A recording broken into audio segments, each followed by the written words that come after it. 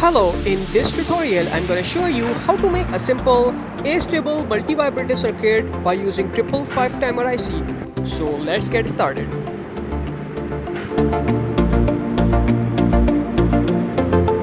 For more interesting project, please subscribe to our channel and don't forget to click on bell icon for our recent post notifications.